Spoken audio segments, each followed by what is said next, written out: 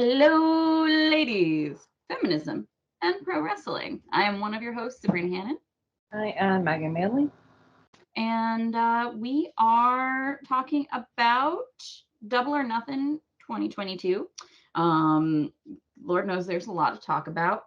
We did make a valiant effort to try and go live because this will be getting uploaded a little later than normal, but it didn't work out the way we had hoped, clearly. So, and I do have a ridiculous wrestling paraphernalia thing that I actually had to rinse off for this.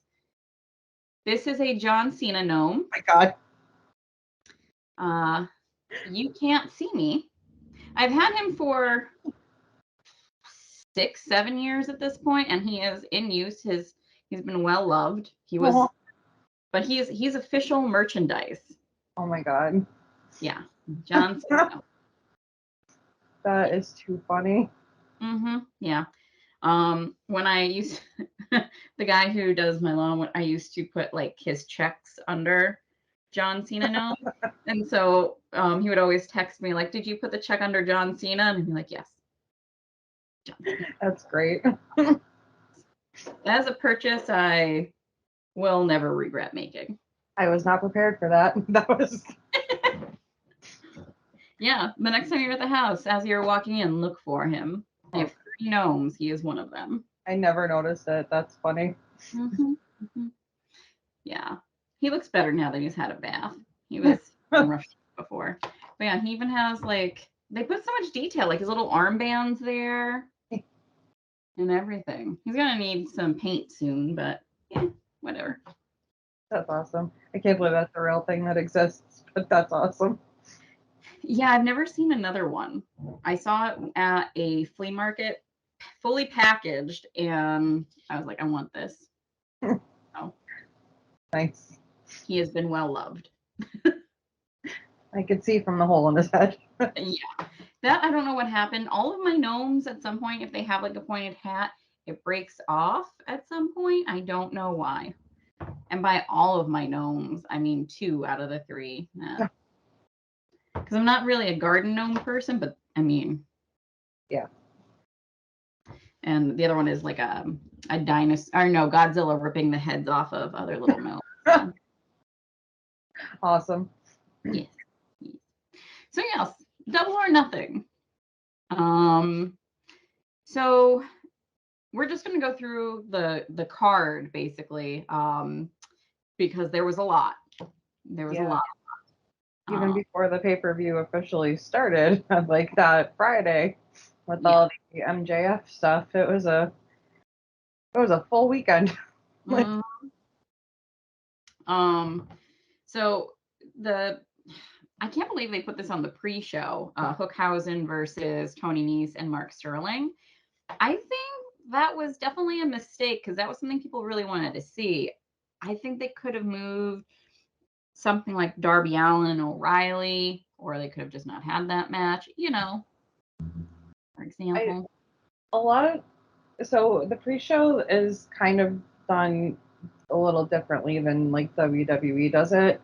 Mm-hmm. They try to put like bigger matches sometimes on the pre-show because it's free and they want people to see it and buy the pay-per-view. So I think that is with like Danhausen and Hook being like basically memes, like 2 of the biggest memes of the company. I'm assuming that's why they were put on the pre-show, so then people would want to buy the pay-per-view. Or the buy-in, sorry, it's not a pre-show in AEW, on the buy-in. So, while I get that, there were definitely, because they are the biggest memes, I feel like you would have some more casual fans that maybe just wanted to tune in for that specific match. So by putting it on like a pre-show, they're not going to buy that. Also, right. Unfortunately, it's with the economic climate we're living in, some people just simply cannot at this point. It doesn't matter what you put on that pre-show. Yeah. But yeah, the match itself was fun. It was everything that it should have been. I was glad that Danhausen finally like did some wrestling.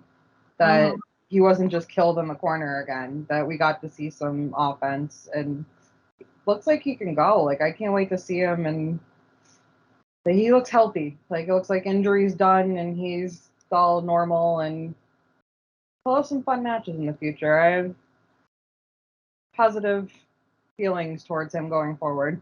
Oh yes, yeah. And I absolutely loved like them coming out and Danhausen just like sticking his face Yeah. with Hook. Like it's funny because Danhausen was definitely older than Hook, but it was younger brother crashing big brother's time type thing. Like those were the vibes. Yeah, that definitely was the kind of vibes you got from that. Like, oh, I want to be part of this too. Especially like the cheesy smile. Right.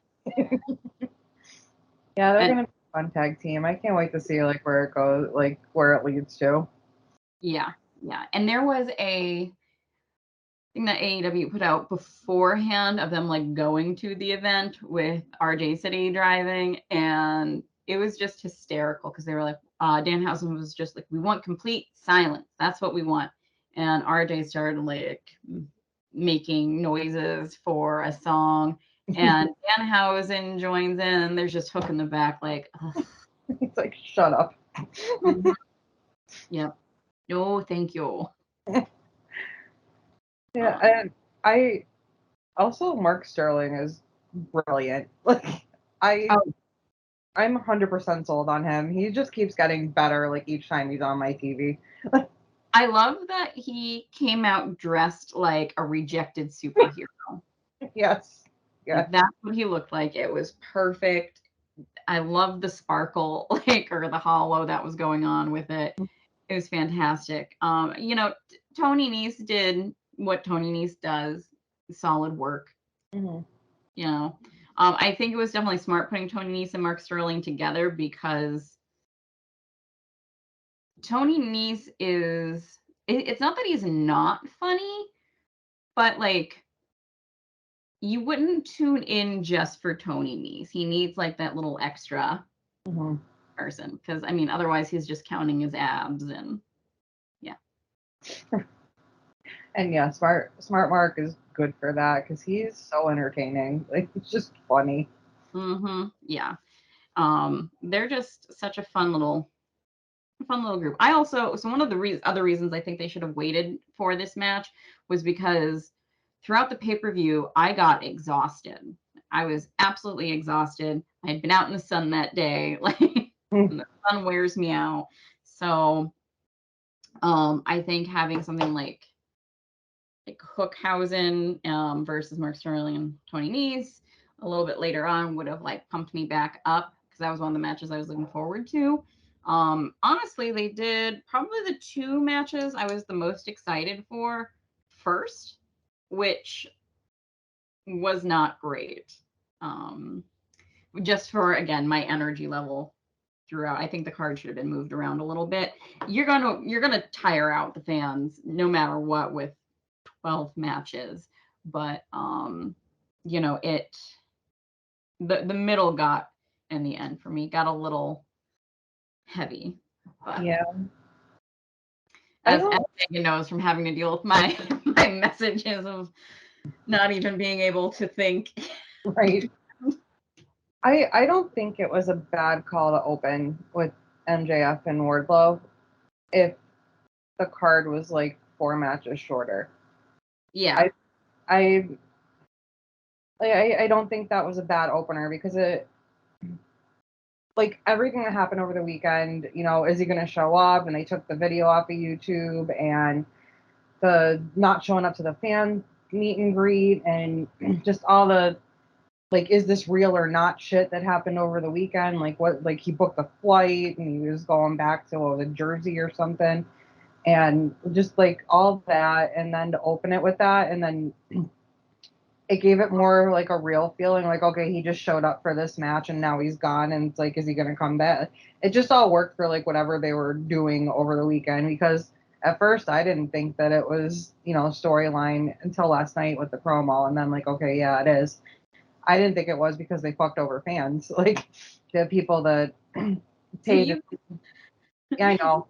yeah, I think this is the one thing I am more jaded on than Megan. I do not trust billionaires, period. So if I could totally see someone like, Tony Khan just being like, I wouldn't want to fuck over fans, but this will further the storyline. Sure, I'll just refund some money. And it's MJF. It's not like, I mean, he flips off kids at those meet and greets. Like, it's not a wholesome experience. So, um, but yeah, I was definitely much more on the this isn't a work side, or this is a work side. Megan, did I lose you?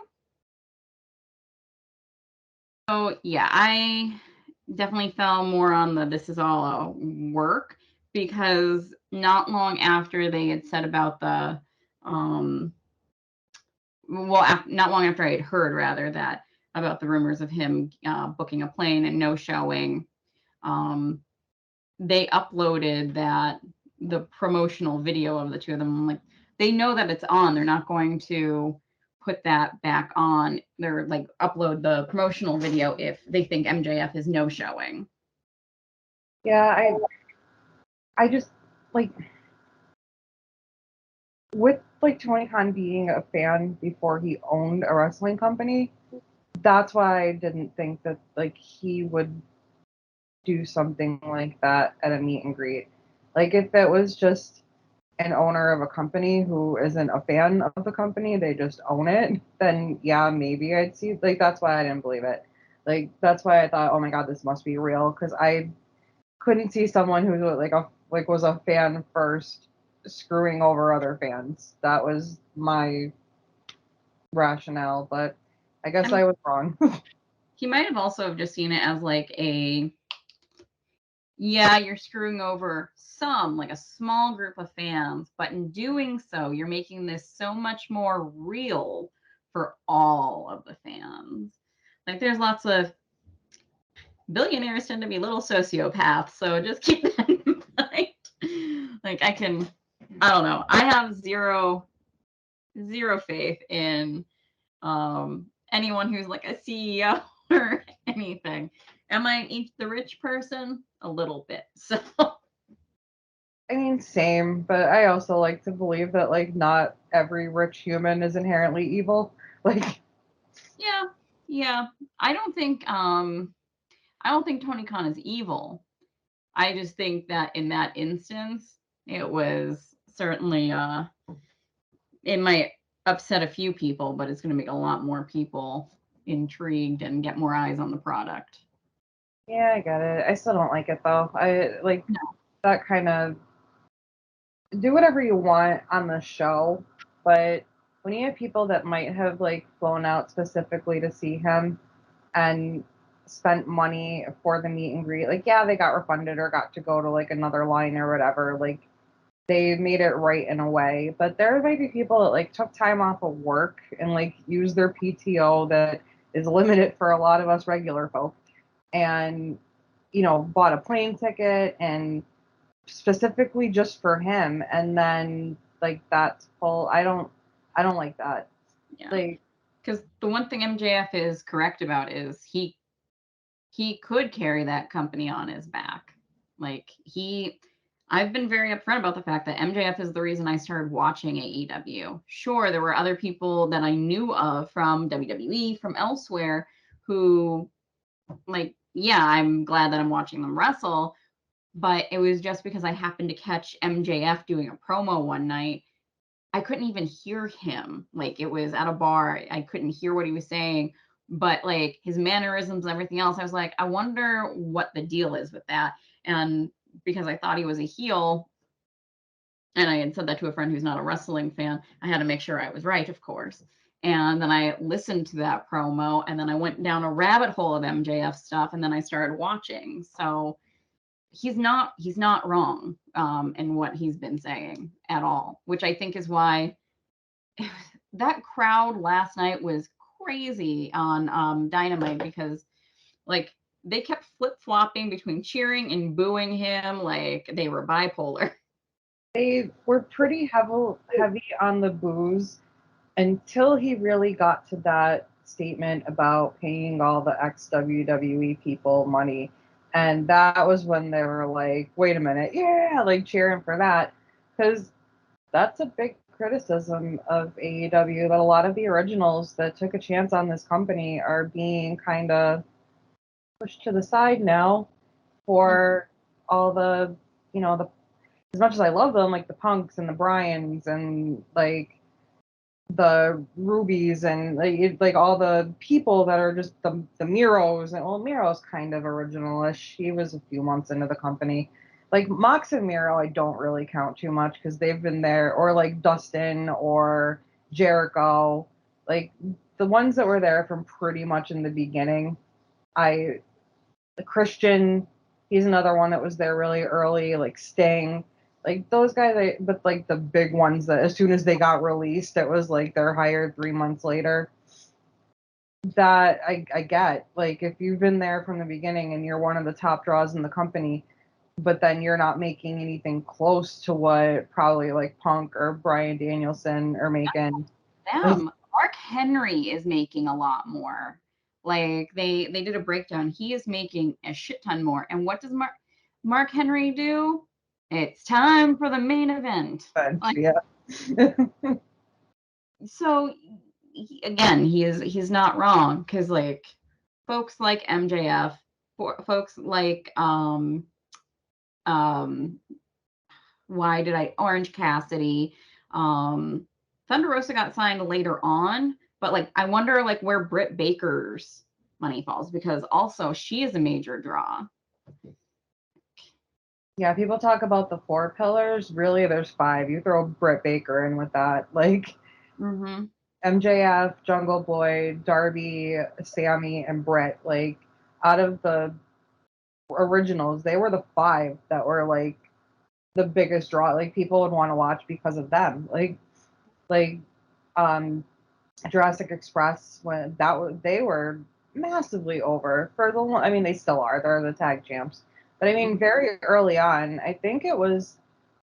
It seemed like it was after one of the battle royals where I think it came down to MJF and Jungle Boy, and it was like, holy shit, these two can go, and like I couldn't wait to see them have a singles match together. It was it during the pandemic. It would I have don't know. happened, I think. It was like it was at Daly's place. I remember that much. So either it was just a show there, or it was like during like the COVID era. Like I mean, we're still in COVID, but I mean like COVID era of wrestling, where it was like either Thunderdome or limited crowd. Mm-hmm. I think it was during that time, but like they deserve all the money. Like throw all the money at them because they were the major players of the company. Yeah, absolutely. And it will if AEW were to lose an MJF, a Britt Baker, something like that, it would be devastating. Absolutely devastating. And I'm not even just saying like that they would lose in WWE to anyone. Like if they went to New Japan or if Stardom for Brett because New Japan doesn't have women's wrestling. yeah, if they went somewhere else, like it would just that would be a huge blow. Uh, Um did you see WWE took a truck and put Cody Rhodes's picture on it to advertise Hell in the Cell and drove it around the arena? no, Yeah, and I was just like, that's smart. That's really smart. I mean, Cody did lead an army to a Raw once, so I mean, when he was AEW wasn't even a thing yet. I think they were still in New Japan. It used to be part of the opening of BTE. I don't know if you ever saw where he has like the megaphone and it was like an army of people were following him. It Oh, was it was a WWE event that they were outside. And the Young Bucks were throwing out like free Young Bucks like Bullet Club T-shirts, and they had like the Bullet Club flag, and yeah, it was very funny. hmm So now they're doing the same thing with Cody to AEW.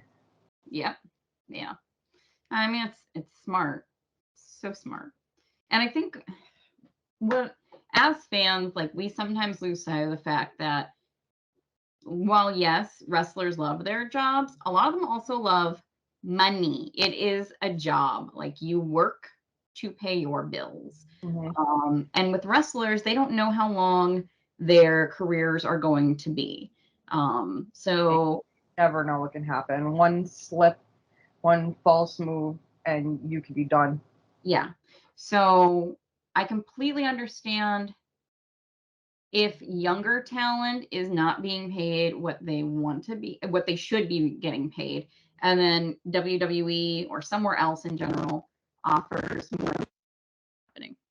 Okay, I'm back. Oh, that was That freaky. was special. Oh, okay. I've changed cameras. That's why I look different. This is wow. Okay. I was Um, just say you're in a different position completely now. mm-hmm. I don't know. Anyway. Um, so if they okay. If they go where the money is, that's what any of us would do. Like, you have to make those sorts of decisions, unfortunately, sometimes. So I hold nothing against them. And I think I always have to remember that. It's once you're older and you get to be like a Daniel Bryan or a Jeff Hardy or Hardys in general, that when you have that money already, you can make decisions based on what the creative is, what's where you want your legacy to end up, things like that. But for younger folks, you got to have that security. Yeah. But, He's only 26 years old. He was, what, 23 when they started? Like, it's insane. He is not wrong when he says he's a generational talent. Like, he is not wrong. He is going, unless something awful happens to him, and then in which case there'll be a dark side of the ring about it. He is going to be remembered as one of the greatest talents of this generation of wrestlers, no matter where they're from. I said very early on to Bry, I was like, it was year one of AEW, and I said he's going to be an AEW champ within the first 5 years of this company, like as long as if he stays with the company. And with Punk having the belt right now, that's And probably coming out. that's probably the way that they want this to go if they can give MJF the money that he deserves. And Hmm. I'll be right, because that'll probably be by, I'd say, like the not the November pay per view. I think Punk is keeping it until at least like the January pay per view. The I think he's gonna have it for like the whole rest of this year and then lose it in the beginning of the year. I don't think he's losing it this year. I think he'll certainly have it for before 2024. Yeah. Yeah, they need to throw a dump truck of money at him and get him the belt by the play and Mhm. let him keep like it's the only logical option because I thought that it was gonna go Hangman then MJF. I didn't think that any of the like older newcomer people were gonna be anywhere near the belt. I didn't think so. I thought they were just there to like finish their career pretty much, like having another couple of good runs, some storylines. I didn't think that we were gonna see like Danielson or Punk anywhere near the belt, like have it. I didn't think that was gonna happen. Maybe some title matches, just to have like a big title match. I didn't think they were gonna have it or that they needed it. Oh, I And definitely thought that this was going to happen. I would imagine that might have been one of the things Tony Khan had offered to some of them, not to all of them, but like title pictures, like, oh well, especially for people who were concerned about how they were being used or how they would be used in WWE. It's like, well, here, I'll put you in the main event picture. I mean, you can be in the picture but still not have the belt. There's no reason. Like, I I didn't really think the Punk was gonna beat Hangman until maybe like 3 weeks ago, and then I was like, oh god, yeah, they are doing this. And I never thought like I would be never in my life, me as the huge CM Punk fan that I was, thought that I would be upset to see CM Punk win a belt. Like I'm not upset's the wrong word. Like I'm happy for him and it is cool to see him with the belt with the title again. But I just really thought it was gonna go like from Hangman to MJF. I thought that was just the natural and I'm really disappointed that Hangman's title reign wasn't longer with how long it took to get there. That has been building for legitimately since 3 years ago. That is when that started. And he only got that belt in January. He only had that belt like 5.5 months. Like it I don't like it. Yeah, I agree with all of that. Like, I am not happy um that that belt was taken off of Hangman, like, Yeah. at all. Um, I mean, at least it's rumored that he's not going to win the belt, but he's going to be. It's rumored now that Okada and Hangman are going to have a New Japan title match at Forbidden Door. So he's going to lose again, 2 pay-per-views in a row, because he's not going to be the New Japan heavyweight champion. However, this loss won't hurt him because there are so many people that consider Okada to be the best wrestler on the planet. So if they have a good match and like Hangman gets a few near falls and like it's close and it comes down to just that last pin and Hangman just couldn't kick out, like it's not going to hurt him to lose to Okada. mhm. But I it would have been cool to see like a champ versus champ match if they wanted to have him face Okada and not have any belt on the line and just have a good match. But I don't know. I have very mixed weird feelings about CM Punk being champion. Like I agree with that. Um, we didn't even get to the actual match of MJF versus Wardlow. no, we went off on a complete we love MJF tangent. Like Yeah. And so MJF came out a little late into his to be like, "Ooh, is he coming out? Ooh." And then when he got into the ring, first of all, I loved like his outfit. It reminds me of, I think it's Gorgeous George who originally did, because that's where Ric Flair kind of got it. evolved from. And I like the idea of him being kind of like the third evolution of that. But then and then doing the airplane in the Oh, ring. that killed me. Like, I literally laughed out loud. Like that just cracked me up. I'm like, you're such a prick. Mm-hmm. Yep. Um, and then of course Wardlow came out, and that match, it went similar to how I thought it would go, except I thought it would be much longer, especially with them saying how long the pay-per-view is going to be. I felt like that match could have been longer than it was. I didn't think it was going to be a long match. I thought it was going to be exactly what it was. I thought that he was going to, run out of the ring, try to get away, and you can only do that for so long before that starts getting like, okay, I'm bored.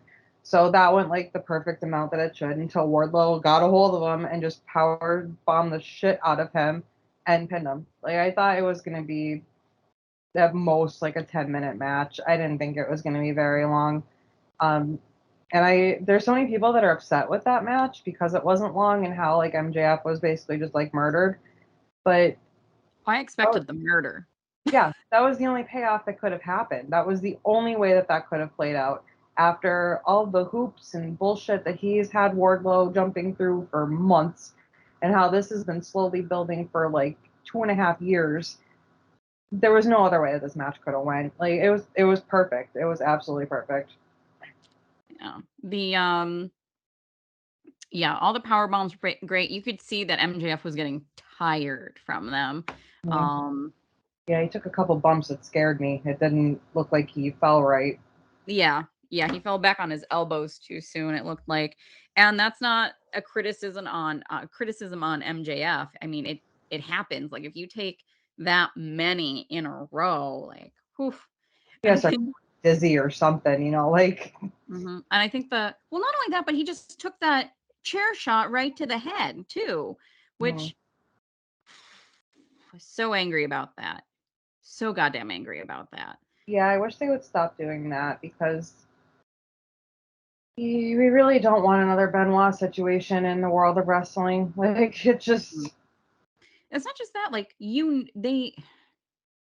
there's calculated risk, and then there's things that you just know are going to do long-term damage to people. Like people don't think about concussions being as bad as they are for some reason, but they are horrendous. Like they can alter your life. And once you get one, you're more likely to get another it's likely to be worse. Like and it can affect the rest of your life very easily. So, I've had I one. I got one once at an old job of mine, and it was not fun. no. They're not. I didn't feel right. Like I didn't Mhm. feel. I can't even explain it. Like unless you've ever had one, it's just such an odd feeling for like a few days. Like it was just foggy. Like I guess, and like I. And then immediately after, like I got hit on the head, like immediately almost vomited. It's not fun, and I don't know why they still do these headshots because it's not safe. And Even if it's a trick chair or whatever, like it's still not safe. It's very different than like if someone punches you or whatnot. Like it's very, very different. And like where you get hit in your head too also matters. Like I was pissed as soon as I saw that. And I also was really angry at all the fans who were like, yeah, I'm glad they're bringing back headshots. Like and like we're criticizing WWE for not allowing those sorts of things. And it's like, yeah, how dare a company prioritize the health and well-being of their wrestlers? Like, how fucking dare they? And yeah, is that rule in place because they don't want another Benoit situation? 100%. mhm, And regardless, though, it's the right call. mhm. No, definitely. I completely agree. I mean, there's a lot of stuff that I think is just like silly that WWE won't allow. Like not saying the word wrestler or belt unless you're Mhm. Cody. Apparently, Cody's gimmick is he's allowed to say all the banned words. Yeah. Or like no bleeding, and I mean, if you get cut on accident, then there's nothing that they you can do about that, obviously. But like no bleeding or no like pile drivers unless you're Kane or Taker. Like a lot of that shit I think is ridiculous, but I do completely agree with like there shouldn't be any headshots. I mean, I even think back to like The Rock and Mankind, like that. Oh my god, like man, like Foley's kids like sobbing in the crowd. I just Mhm. it doesn't add anything. I don't think a headshot with a chair adds anything to a match. It No. You can uh, hit someone over the back with the same exact result. yep. Like, One There's one thing that I liked in this match a lot is MJF finally got caught with the ring. yeah, I was gonna say that was probably my favorite part, like where he gets caught with the ring, and everyone that was the ref, MJF, and Wardlow sold that beautifully. I Mhm, like, and I don't mean to say that I did not like the match. I did. I liked very much so what was there. I liked it so much I wanted more. Like I thought there would have been like, one of MJF's little minions running down trying to like distract, and then Wardlow would have to get through that. Like I was thinking that kind of stuff would happen. I wanted more Wardlow and MJF on my screen. oh, Wanted more. did you see the War Daddy sign last night? Speaking of I Wardlow, I did not see the sign, which I'm very sad about. But yes. I Yes. thought of you immediately when I saw that. I was like, War Daddy. Well, in fairness, we got the War Daddy from signs that like those I wouldn't say old men, but those like middle-aged maybe men were holding up the War Daddy signs. Oh, this one was great. Somebody drew him like it was like I'm trying to think, not like an anime, but just like an overly done, like pretty version of himself as like just a pencil drawing it almost. Like Mhm. nothing was colored in or anything. And then it said like War Daddy over it was oh god, I hope I could find it and send it to you because it was perfect. You know, if they had been in June when this happened, that definitely would have been like more pride themed. Like that's when you were saying that, that's all I could think of, like War Daddy rainbows. Almost was the way it was like Mhm. it was a great sign. I I hope I can find it because I need to show it to you. Yeah. And I love that Mark Sterling came out on Dynamite when Wardlow was out there. And because he had been going on, like they're tying in that piece of Wardlow getting sued for all of the abuse. all of the abuse. It's just great. I'm thrilled. Like, yes. Yeah, that was fun. That's obviously I think going to be the next thing that's going on with Wardlow is whatever this is. Like, Yep. Yeah. it's going to lead to After, a match with him and Mark Sterling, isn't it? it might be, which I don't know if that means Tony Nese as well. No, I because I don't don't. think it'll be the baddies. No, because Sterling was involved with like MJF and Jade and Tony and all different Mhm. storylines. So I think Tony Nese is going to be completely separate from this Wardlow thing because that is like the Hookhausen portion Mhm. of Mark's got his hands in a lot Yeah. of little storylines. He really does, and it's a great use of him, honestly. Mm-hmm.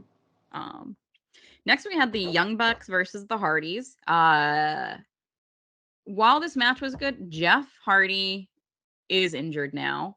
He's been injured since the Darby Allin match, which big fucking surprise. I don't, so while Jeff Hardy is an adult, and can make his own decisions, sometimes someone has to tell that man no.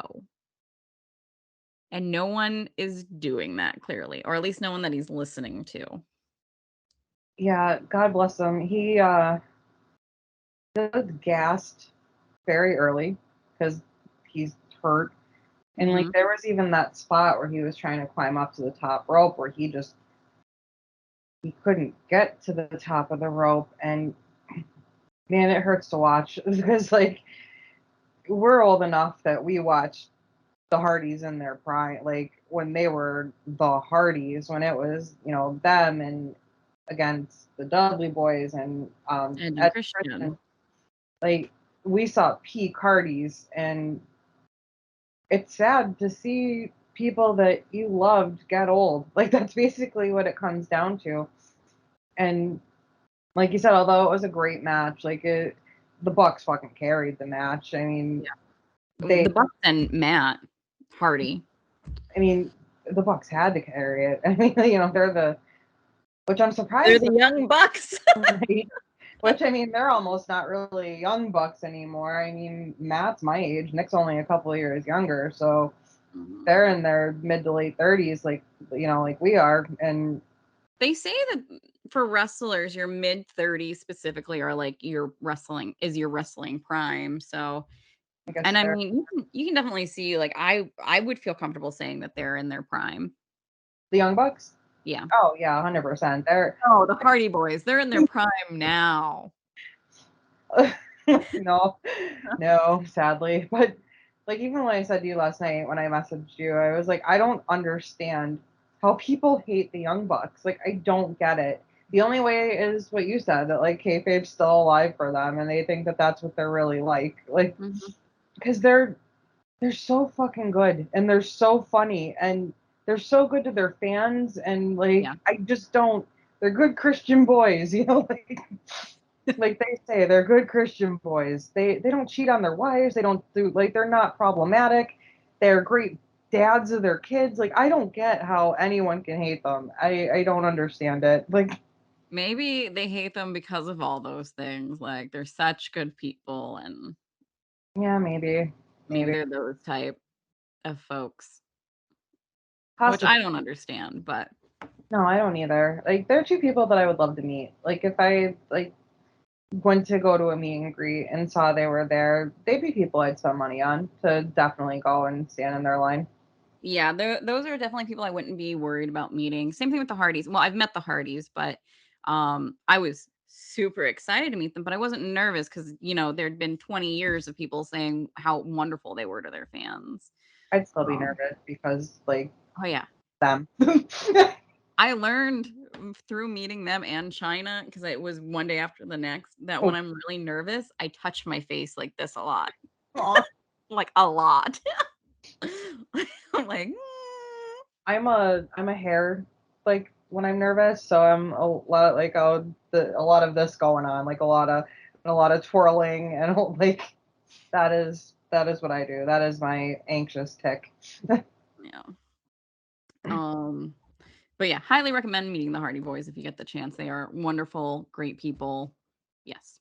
But like I said to you before that match started, that like I will never not love how Jeff Hardy takes the time to circle the ring and shake everyone's hand on the way. Like he doesn't miss anybody. Like No. shaking hands, slapping hands. He just Hugging. He hugged the yeah, kid, I think. Yeah.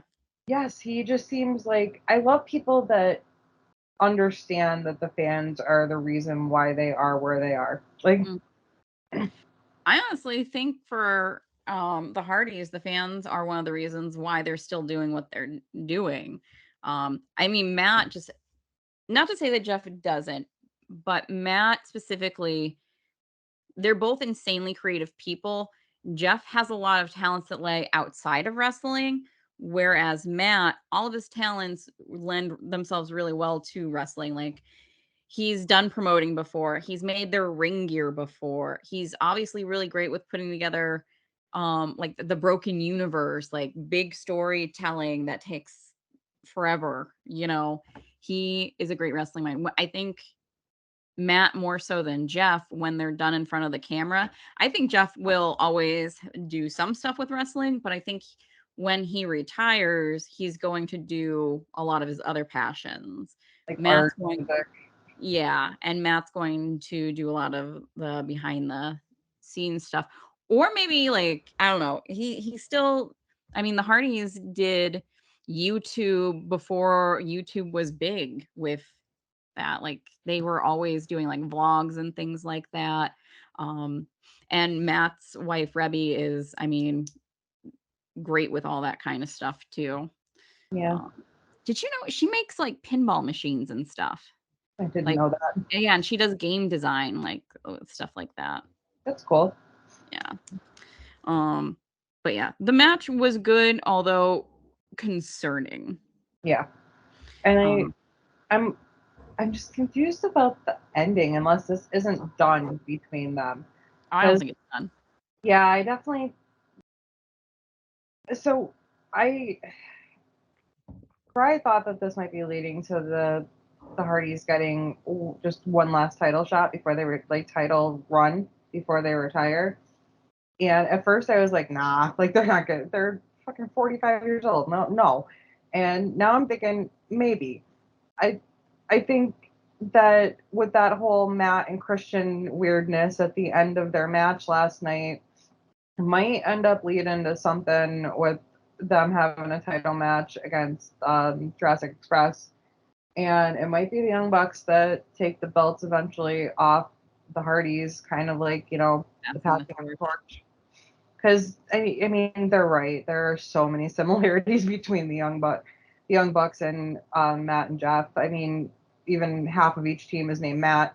Like, And it's the older brother in both yeah, cases. and they're basically like the same. Like, Nick is like the stunt guy, and Jeff is the stunt guy, and like Mhm. Matt and Matt are more like the wrestlers of each Mhm. tag.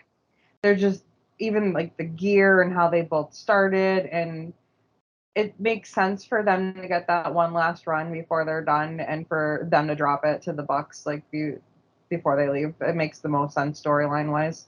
It really does. It 100% does. And I wouldn't be upset with that. No, I wouldn't either. I think it would be a really nice ending to their career. Yeah. And I know that when the Hardys like officially retire, it's going to devastate me. Absolutely devastate me. Especially if I don't get to see Jeff Hardy wrestle beforehand. Oh, God help the world if that comes to pass. Next time Like, they come to Philly, we'll go, like for sure. right? Yes. Anywhere. I was looking, well, I showed you. I was looking, I think they were going to be up in like Boston. I'm like, that's not too far. Philly's the most fun. I Yeah, I love Philly. Philly's such a wrestling town, and for that to be such a wrestling company, that it's just a good time to be in the crowd. It's a lot of fun. Yeah, absolutely. Um, so then we had Jade versus Anna Jay for the TBS championship. I had to think about which one that was. Um, It wasn't a good match. I really wanted it to be better. it wasn't it was not a bad match. It was the weakest match on the card, and It did that not good. belong on it didn't belong on this card. Um, I mean, it did lead to a very fantastic debut, Athena. Um, and honestly, that's gonna overshadow everything else about this match. Like when people look back, that's what it's if they even remember that the match happened, um, it's just going to be that's when Athena debuted.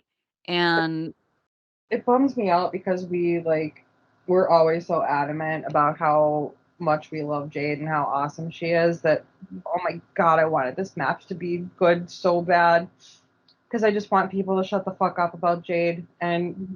it wasn't, and now they're just as bad. Like they're just as bad saying how she's green and blah blah blah, and sometimes like people's chemistry is just off when they have a bad night, and I think that's what happened, but nobody's looking at it that way, and that's oh, it bums me out. Like Yeah. Well, the other thing is, so women in wrestling have an extra hill to climb. You add on being a black woman in wrestling, and that hill is that much taller. Um, you know, I Jade has come leaps and bounds from where she was. I don't think she's green. Um, but yeah, they didn't mesh well. it was all Which is Jade sad. there. Anna even looked sloppy a lot in the match, Mhm. and it wasn't just like people are putting it all on Jade, and that burns me because Anna wasn't that great either in this match. It was clunky. I think timing must have been off with them, or I don't know, but neither one of them looked that great, and it really made me sad because I really like the both of them, and I Yeah. think they're both better than that. Like that's what it Mhm. is. And not to completely throw Anna under the bus either, but we've been seeing Jade all the time wrestle. Like she's putting on, decent to, good matches consistently. We haven't there could be a little bit of like ring rust almost with Anna because she hasn't been getting used that often. I think she's on Dark and Dark Elevation a lot. So she's Maybe. wrestling, but I don't. Yeah, she's I think one of the bigger stars on like Dark and Dark Elevation. So she is wrestling. It's just that if you're not watching all of AEW's content, which I only watch Dynamite and Rampage, I don't watch the Yeah. YouTube stuff. So you And won't. unless I see someone like, if I'm scrolling through and I see that there is someone in that I really wanna see, like, when Orange Cassidy, and the Best Friends were doing stuff, or if I see Chris Statlander on it, I will definitely stop and watch, like but I will go to exactly that match and watch. I think the best friends are like done. Did you see? Was it on BT? Or oh, excuse Oh, me. yeah. Where Chuck Taylor cut Trent out of the shirt now. First he cut out Wheeler Yudo when Wheeler joined the Blackpool Combat Club, and then Trent went off with Rocky for a Pungy Vice, and then you saw Chuck there with the shirt, and he's looking all sad, and he's cutting out Trent's little Mhm. like skull face of the shirt, and I think Statlander was gone too, so it's like just him and Orange Cassidy left. I think Best Yeah. Friends are officially not a thing anymore. I think that has been quietly disbanded. Which sucks. I love Best Friends. Yeah, And they were not only that, but Trent and Chuck Taylor were a great tag team. I don't really understand why all of a sudden Chuck Taylor's kind of been pushed aside. Um, I think too many injuries that he was out like so much because he was hurt and then came back, then would get hurt and came back. I think that, and I mean, Trent and Rocky were a tag team too, and Rocky's fine. And there's the whole, New Japan's working with the AEW thing now, so they put Trent back with an old tag team partner. mhm. Orange Cassidy was injured, so he's not in any storylines right now until they can bring him back into something. I don't know. It just sucks because they were one of my favorites. Yeah. Um, it makes me very nervous for Chuck Taylor because he is hilarious. Oh, and dear Lord, though, every time he bangs his knees on that mat, like as like a warm up, like I feel it echo through my body. He needs to stop that. Not because necessarily it's bad for him, but it's bad for me. Yeah, um, yeah. I hope that they find something for him because he's good. yeah, And he's a good talent. He really is. And I love that him and Orange Cassidy are roommates in real life. I just, ugh, they are best friends. Don't break them up. maybe they'll put them together as like a little tag team. Yeah. I don't even necessarily think they need to be a tag team, just like someone in each other's corners type thing. But um and then we had the House of Black and Death Triangle match, which was excellent. Awesome. I think this should have been moved further down the card because it was so captivating and like there was so much energy that I felt a little gassed afterwards. It definitely should have come after the Owen Hart tournament matches, I think. Yeah, I agree. But man, this was a damn good match. And Yeah. I love the paint that they had on all three of the House of Black members. Although, as I said to you, having like Baby Penta come out kind of really took away from his scariness. I was just like, this is adorable. I What a love it. teddy bear of a human being. Right. You're such a terrifying looking man. Like, Yeah. I mean, there's no way this match could have been bad. It's not possible. You have six of the best wrestlers in the world that were in that ring together. There's See, we say that, and then sometimes you get matches with some of the best people, and it just does not work. true, but I mean, I and they've been fighting in different variations for months. Like Yeah.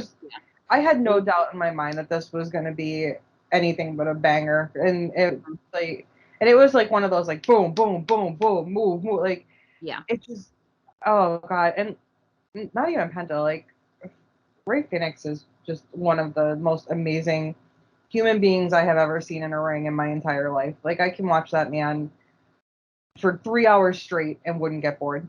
Yeah. They're well, when he started napping, you probably would. I And mean, that's like wrestling for 3 hours straight, yeah, but she could probably go like for 3 hours. I wouldn't doubt it. 10-minute cat nap, back up. But yeah, it was just an amazing match. How do you feel about the I mean, it was obvious that Julia Hart was going to be joining them. I've talked about this like in my personal life a lot. I think I'd give more of a shit about it if they were on like if we saw it more and it wasn't just something relegated to dark and dark elevation that occasionally we'd see on like it was just she was that weird girl sitting in the corner like once a month if that on Rampage or Dynamite. So if we saw more of it on live TV then we did, I think I'd care. And if they didn't wait so long, because what was it, like a month ago that it looked like that she was finally going to turn and they Yeah. didn't do it. And then it was like, well, now I just don't give a shit.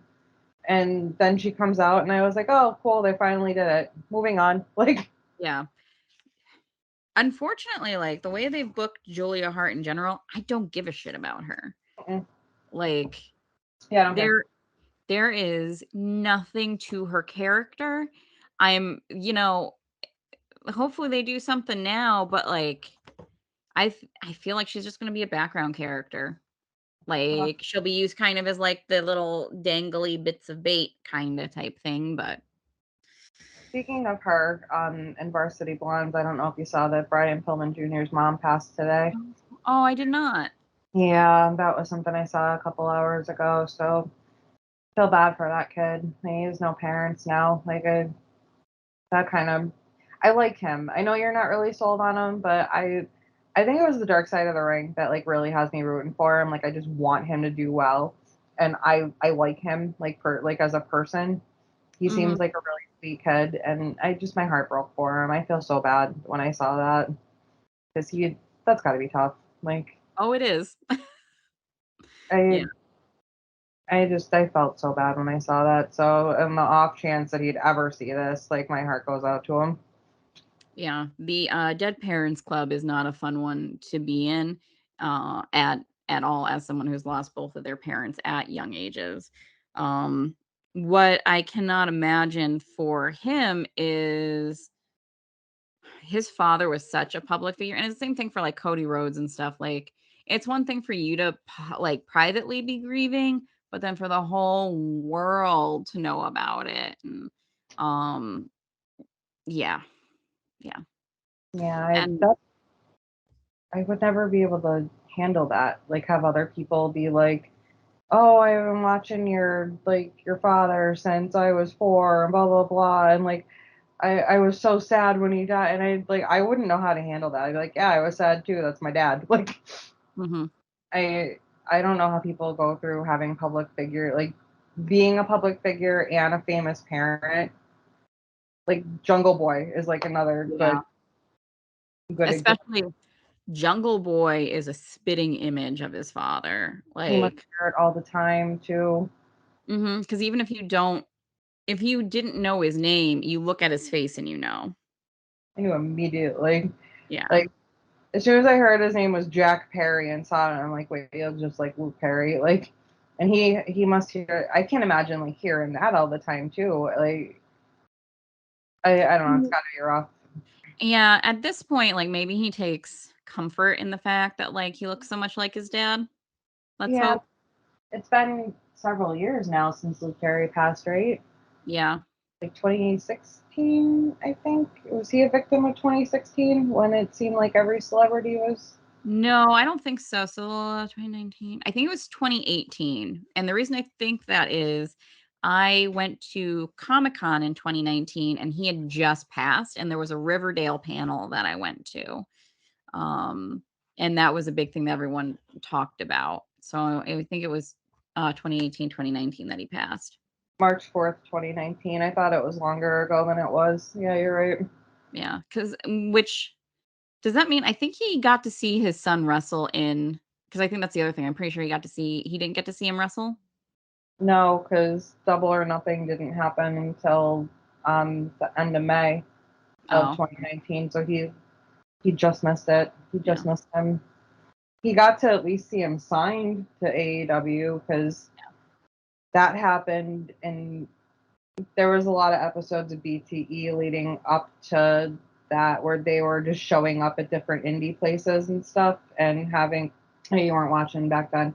Yeah. So what they were doing on BTE after they announced that AEW was going to be a thing was like the Bucks and maybe Cody and some of them were like showing up to different indie promotions and walking out and surprising who was in the ring and like telling them like how much they really liked them and blah blah blah and having them sign a contract like live in the middle of the Oh, ring or giving them a contract like right there.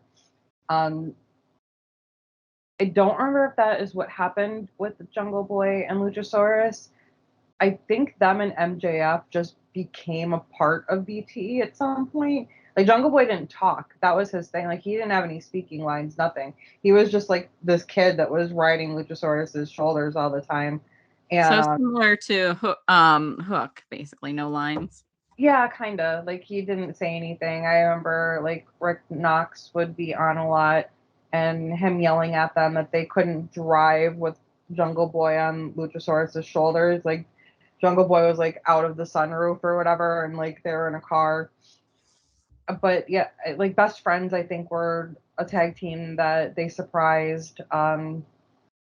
Who else? Private Party was one of the ones that they showed up and gave them a contract.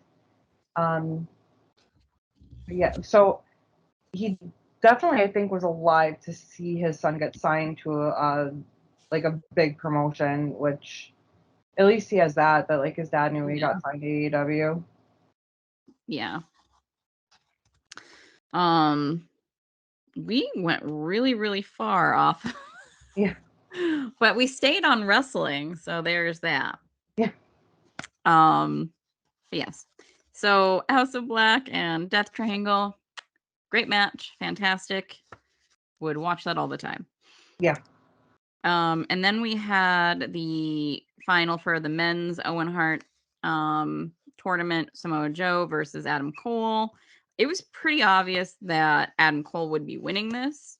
I don't know anyone who thought no shade to Samoa Joe, but I don't know anyone who thought like Samoa Joe was going over. No, especially when, Adam Cole's coming out dressed in the pink and white like he was. Like, Yeah. I think that was a dead giveaway of who was winning that match. Mm-hmm. I mean, Which is funny because I recognized it for that match, but the following match I did not. oh, I Like still did. When she it did left out, not click with me that she was wearing pink. I don't know why. Um, when she left out, I yelled at Bri. I go, yes. I go, she is winning. Look, she's dressed in heart colors too. mhm. I've wanted that since I saw the brackets. I wanted those two to win, and I was so Yeah. happy. Like, Yeah. Um, the Samoa Joe and Adam Cole match was not bad, obviously. I was so gassed though from the previous match. Like I think this is when I ran to the bathroom, honestly. Like I missed oh, the beginning of it because I had run to the bathroom and I had to let the dogs out. So um it wasn't a bad match. I mean, Joe is great.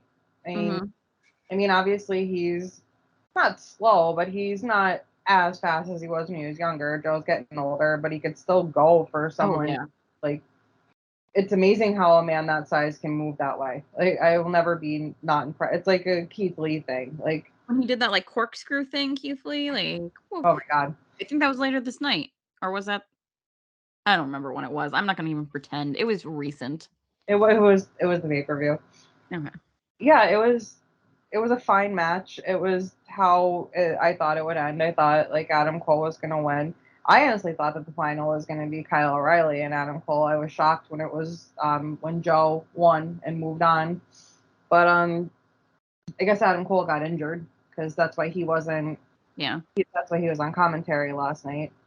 Yeah, fine match. I mean, I'd give it like a solid like B plus. It's Yeah. not wasn't Most terrible. most of the matches were at least a B quality. Mhm. Um, There was then a we had little bit of distraction, like there was a little interference, what you expect from Adam Cole when he's a heel. Like, yeah, yeah. yeah. Then we had Britt Baker versus Ruby Soho. And it was a great match. I really enjoyed this match from start to finish. I laughed though.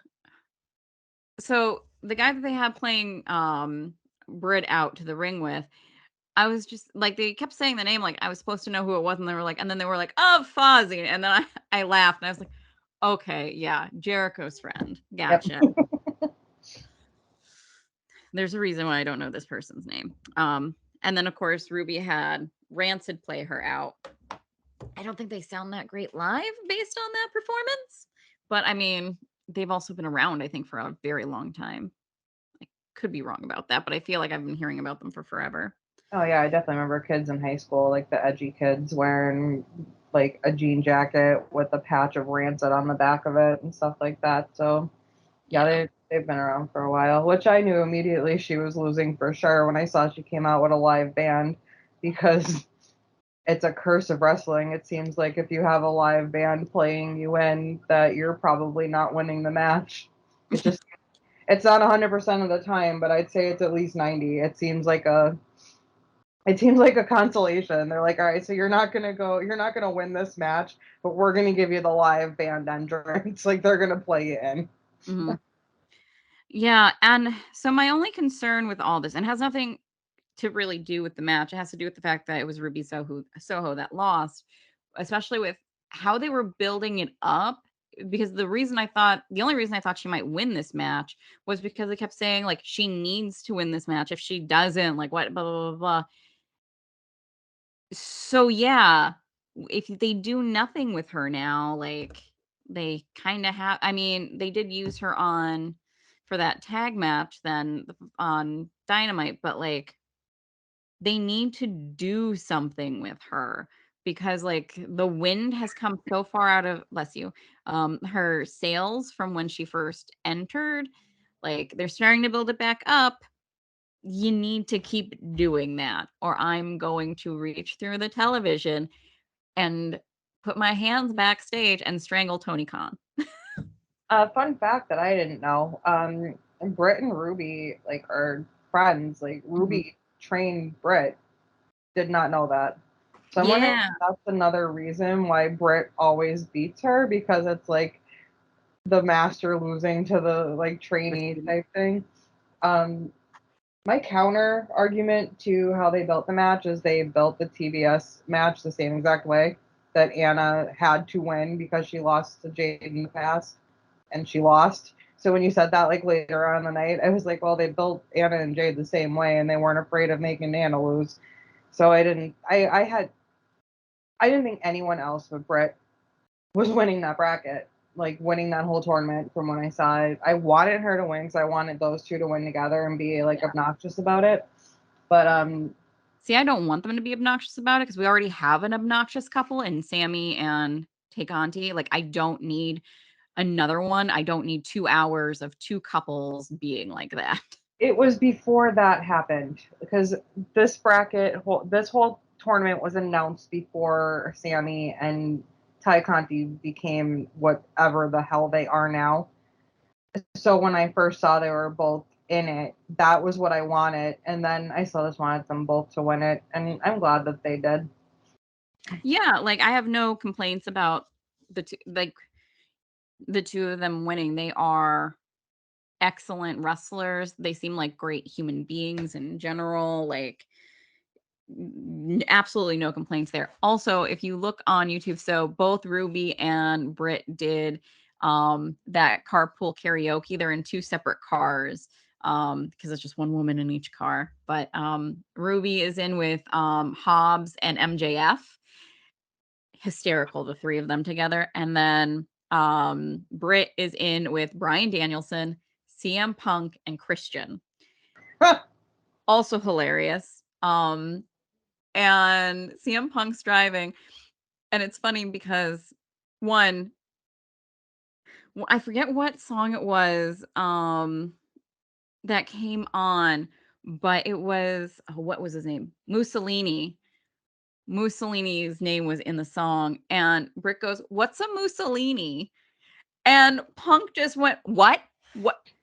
This is why this country is in the state it is in. You don't know who Mussolini is." And like, she's 30. Like, she should know who Mussolini is. But yeah, what You are. yeah. And like very innocently too. She's like, "What's a Mussolini?" Oh, bless her. But you want to see CM Punk, Bryan Danielson, Christian, and Britt Baker sing "Let It Go" from Frozen? You can. Oh my god. Fantastic. It's absolutely fantastic. And like, you can tell that they must have had something there that was giving them the words. Punk did not know the words. Like, you can see like and he's driving, trying to like read and sing and drive. Oh boy. Meanwhile, Bryan Danielson is going for it. Like, he has a little girl, and Christian has kids too. Like, they're just going for it. As is Britt. That's She fun. asked CM Punk what his favorite Disney classics are, and he was like, "What?" Fantastic. Please watch it. You'll die. I haven't seen it, but I might have to watch that. So good. Yeah, you can find it real easy on YouTube. But yes. That was just my little fun tidbit about Ruby and Britt Baker. Nice. Also, Ruby, her voice isn't bad, like, for singing. I don't know. Yeah, I mean, she's no MJF, but who is? True. Then we had the Scorpio Sky, Ethan Page, and Paige Van Hand. Am I saying that right? Van Zant. Van Zan, yeah. Versus Sammy, Frankie, and Ty Conti. Pass. You know, Paige didn't have a bad showing. You don't think so? It's not it's not as bad as I thought it was going to be. I said she's awful. She should not be in a ring yet, especially debuting on a pay-per-view. But That tells you how bad I thought she was going to be. you know what? I paid attention to bits and pieces of this match because I love Frankie and I love Scorpio Sky, but I did not give a shit about this match. I didn't care. I Nope. am so glad that Sammy and Scorpio are done feuding, that that Mm-hmm. stipulation happened where he can't challenge for the belt as long as Yeah. Scorpio Sky has it. I'm Mm-hmm. over it. I don't care.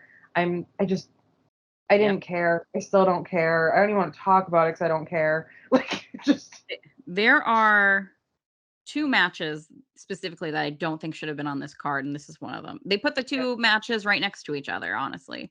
Um, because the other one was O'Reilly versus Darby Allin, and the only reason I think that didn't belong on there is there was no reason for it. Like they threw it on last minute.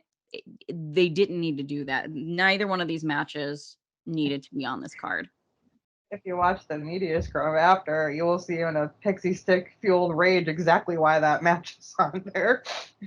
I did not watch that. I only watched that one part with Tony Khan and CM Punk where Tony Khan loses his mind about what a big draw CM Punk is and CM Punk looks uncomfortable.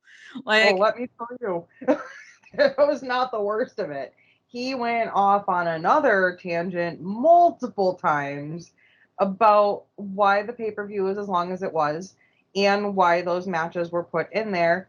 And it was due to the NBA yeah. playoff game that was going on, that he wanted to make sure that the last three matches were after the playoff game was over because they didn't think there'd be a game seven because statistically 30% of the whatever he started doing Steiner math percent of the time there's not a game seven, and then he would circle around to 85 other things really fast and then go back to because he wanted people to buy the pay-per-view after the mat or after the game was over to make sure he was treating it like because he was talking to Dana White, and that's what Dana White does with UFC.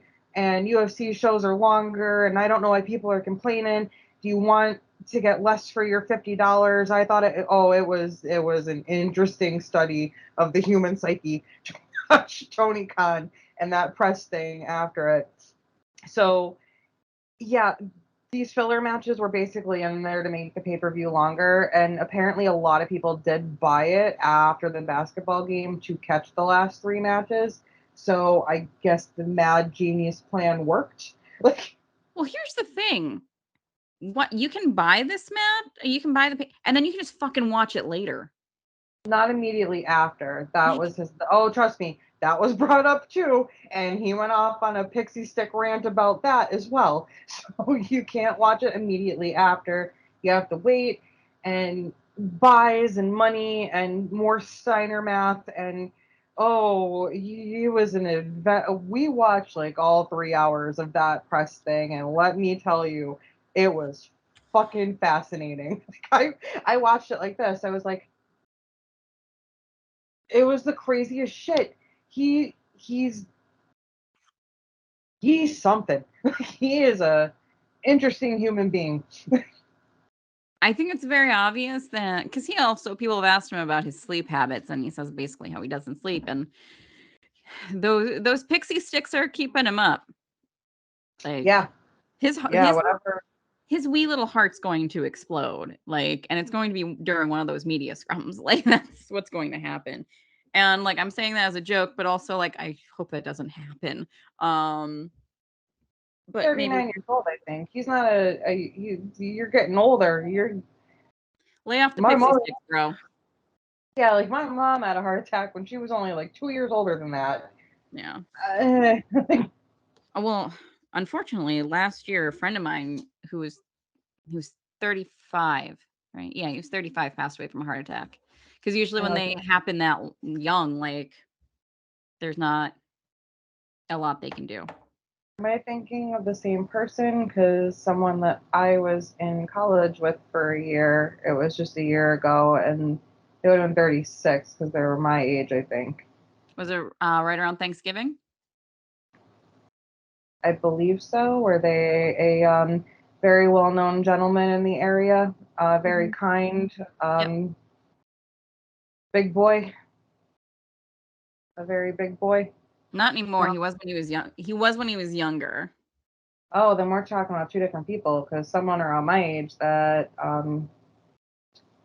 I would think it was just last year, heart related. He was a bigger boy, one of the nicest people I have ever met, honestly, in my entire life.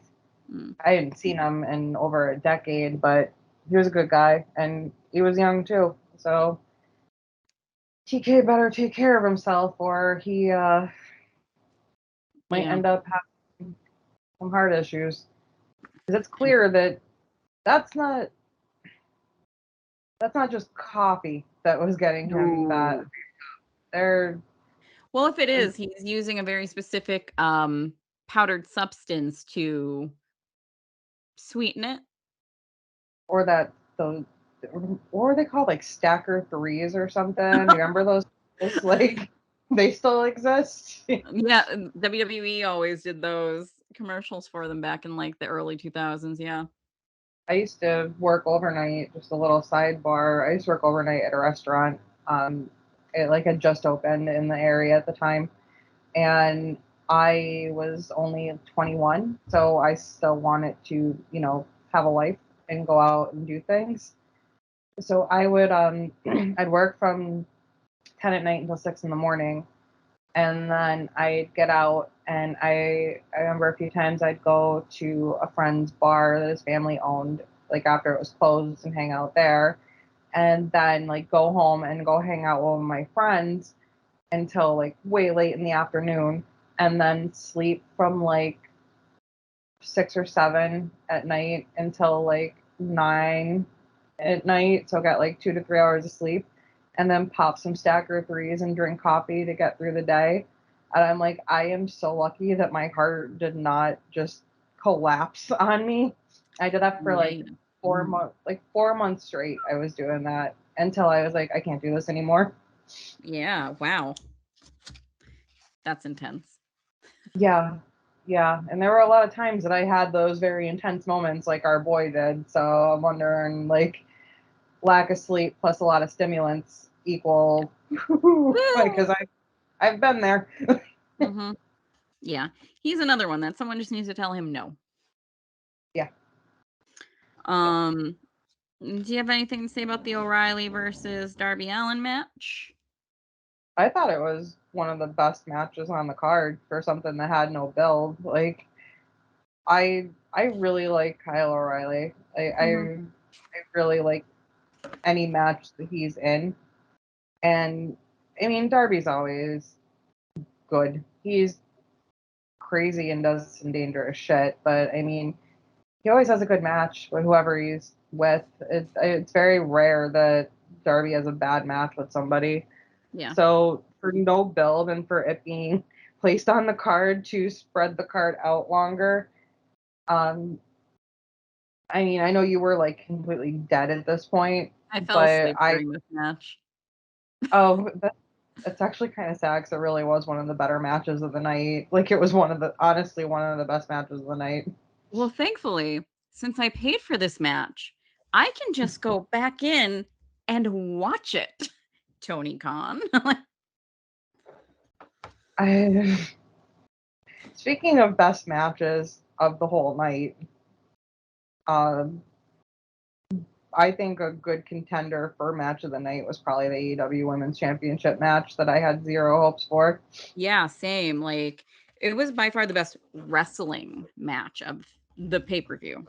Yeah. Like, these two ladies went out there and they put on a wrestling clinic and and I had just taken a nap. Everyone was pretty tired at this point, and they stole the show. Um, and again, neither one of us were excited for this match. And it was I am here, I am hooked in. I did not think Serena Deeb was winning. And even with that, I was still like, look at them go. So Thunder Rosa can definitely do wrestling matches. And these specialty matches is just the in between, I guess, that she needs to work on. But this was phenomenal. Yeah. This by far, I, this and maybe, even though it was completely gruesome and violent, like this and the Anarchy in their arena were the like number 1 and 2 matches of the night. I think they like for Um, completely different reasons. I Like would for I would put the House of Black and oh Death yeah, that's Triangle one before the stadium whatever they were calling it, Anarchy in the Arena match. I just loved it because of the ridiculousness of it. But we'll talk about that one next because that's next. But yeah, that for a match that had such shit build, and I don't think it was their fault that it had a shit build. They just didn't really have much of a story behind it besides like, I don't like you and I'm here to prove myself. That was basically like what the whole they could have done a better build to it if they gave them more TV time. Mm-hmm. And if they didn't have Thunder Rosa just get like interrupted and attacked every time that she was doing a promo, which that's a trope that needs to stop. Like you let someone get through a backstage segment without getting it's gotta be 95% of the time. Like if people ever did a stat on how much people are attacked backstage, it's Yeah. gotta be like 90s at least.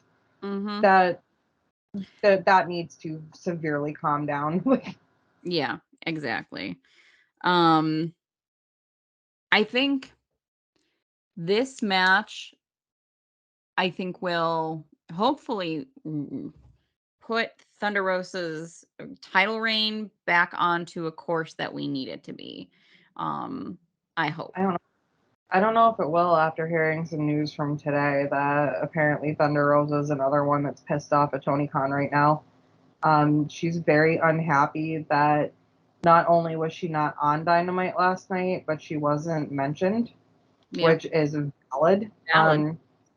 They treated the TBS title more importantly than they did the AEW women's belt that was there first and is supposed to be the main. Okay, no, because Tony says there's no secondary belts in their company.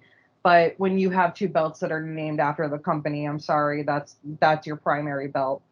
And if Um, that was the case, then why the hell are they always the ones that either like that main book event. end or end the Yeah, I know. it's not how wrestling works.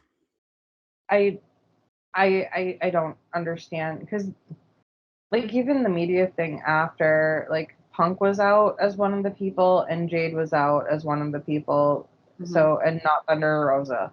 So it's like he's treating the TBS title as like their like the main title for in the women's division, and I don't know if it's because Jade is like very marketable because she's very like she was talking about how she wants to be a part of like fashion and in magazines and the champion and make wrestling like crossover into fashion and makeup and blah blah blah.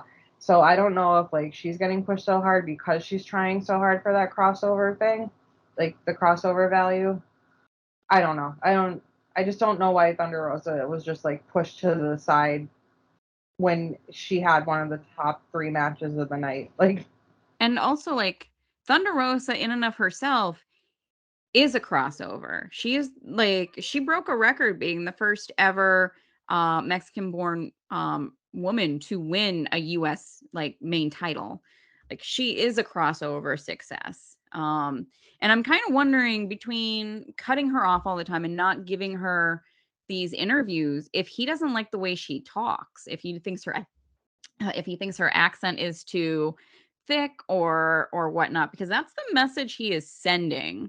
Like I don't know if he realizes that, but if you're interrupting her promos all the time and then not bringing her out to talk, and her predecessor did everything.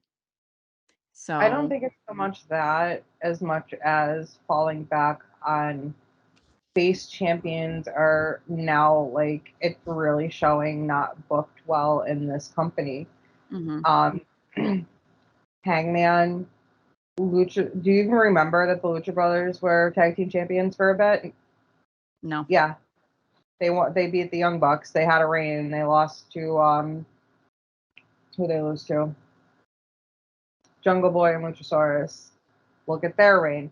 Jungle Boy and Luchasaurus arguably two of the most over people in the company, and Yeah. they put out banger matches every time they have a championship match.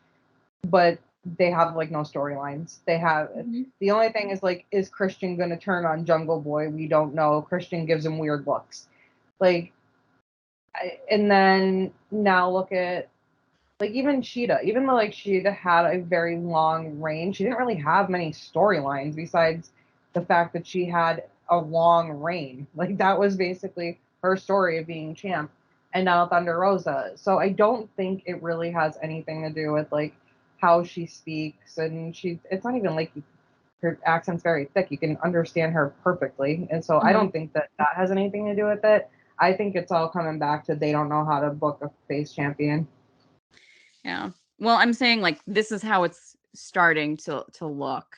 Like you have to be careful with things like that. You just do. Um but yeah, no, they can't book face champions for shit. It'll be interesting to see what they do with Punk. Um He's not gonna stay face for long. He never right. does when he's a champ. That's not, Mhm. Um the next match was the arena match, the Anarchy in the Arena. My I laughed when I was listening to Cultaholic's take on this because he said, so where they kept looping Wild Thing over and over and over again, when Jericho like fought his way to go smash that. I think I texted you that Jericho just went face, and Adam Pacitti said the same thing, and I was like, yes, yes, he did because while it was funny, like every time that it would restart and the crowd was like, ah! I was also going, "Meh." they Jericho talked about it in the media thing. They did it kind of as a tribute to New Jack, but they Yeah. knew that it couldn't go the whole time. So Jericho thought it would be funny if like him being like the old man that doesn't want to listen to the rock music, like the irony of it being Jericho because he's in a Mhm. rock band, and going over to smash it because they only played it twice. It only played 2 times, and then it restarted for the third. And then Jericho, before it even got halfway through the song, got over there and smashed the soundboard. And I guess that was Jericho's idea. That he just Mhm. thought that that would be funny, and it That was, was like, my like. favorite that was one of my favorite moments of that match, so he is completely correct. And the Why? Because crowd I hate booing. blood. Ugh, and they all wore white on purpose, Mhm. so it looked bloodier. But them coming out, the Jericho Appreciation Society coming out looking like the Backstreet Boys, like legit, was one of the funniest damn things. Jericho said that was the first time he's ever wore a hat like that. He's like, "What the hell am I doing wearing this hat?" Like, because he was not in character in the media thing. He was basically talking about the whole match from like creative standpoint. Mhm. And it was just, I thought the match was just, it was insane. It was just so much fun. And my favorite part of the match is Eddie Kingston coming down looking like a fucking zombie, like literally because of like his Yeah. face, like put everything on it and the gas can. I That was my favorite moment of that whole match is Zombie Kingston coming down to set Jericho on fire, and then like Brian turning on him like, no, you can't set a man on fire, and those two fighting. Like, Mhm. Yeah.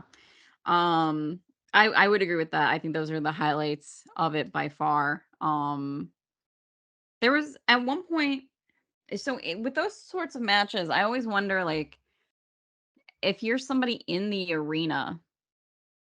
Like, I don't know how that plays out, like, if something's happening right by you, great, but otherwise, there just must be so much going on that you don't know where to look type so thing. we were watching the Wrestling Observer Live stuff with Alvarez, and he Mhm, was there, and he was in like one of the front rows. I think he was kind of by the timekeeper table. He said he was just sitting by wherever Justin Roberts is, so that's by the timekeeper area. Um, he said for that match, like specifically, that if you were there, it was hard to see anything that was going on that wasn't like directly in front of you in the ring. But I guess like Meltzer was more up in like the press box area, like the suites, mhm, and he was like more above everything. Like he had more. So I guess if like you have the cheap seats, you really have a benefit in a match like that because you can see everything that's going on. But hmm, if you're like right in the front row, you really can't see much besides what is just going on in front of you. yeah, that makes sense. Did you have anything else you wanted to say about that match? Um, no, I mean, it was exactly what I thought it was gonna be. Like, a lot of blood, a lot of gore, a lot of crazy shenanigans, like, just insane spots, a lot of stuff that, like, I had to go like this, Yeah. like, but it was just as weird as it sounds, it was fun. Like, it was just The it second I got me heard he has a fork, I was like, I'm not looking. right? It, it got me back awake, and it seemed like it did the same thing to the live crowd because the live crowd was hot as hell for the last 3 matches of this pay-per-view. Like, from, like, the end of the women's match, like, they seemed like they really started picking up towards the end of the women's match, and then boom, like, they were back on from this match to the end of the pay-per-view. Yeah. Yeah, I definitely felt like I was so the Thunder Rosa and Serena Deeb match really got me back into things. The Anarchy in the Arena match got me a little nauseous. And then the tag team champ match, when that came on, I was just like, fuck, there's another one I forgot. I was so tired. I was just so tired. Aw. Um, but it was a good match. Like as I said, there was the corkscrew moment with Keith Lee. Unfortunately, because there was so like I need to go back and rewatch it because I don't remember most of it because I was so tired. And Uh, that's the problem. I think that's when I messaged you when you said you were tired. I said I just got a second wind. Like, I was back because I went from, like, literally laying down to towards the end of Serena and Thunder Rosa's match. I finally sat back up and was, like, a little more wide awake. And then all the gore and bullshit of the match previous, like, really woke me up because it was one of those matches that had, like, my little heart going the whole time. So for this one, I was completely awake. And another one of my favorite matches of the night. Like, AEW does their tag division. They do tag team wrestling right. Like, they're very tag focused. Their tag matches are always their tag division is miles better than anybody else's. They get it. I mean, it makes sense with the Young Bucks being 2 of the EVPs. Yeah. And I mean, other than the fact that no one gives a shit about the champs right now. But well, they that will when they're healed again. yeah. Yeah.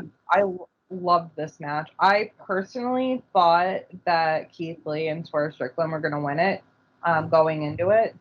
I thought that I thought Jungle Boy and Luchasaurus were going to lose the belts. I thought there were going to be 2 title changes on this pay per view. I thought it was going to be this one, and I thought it was going to be the next match.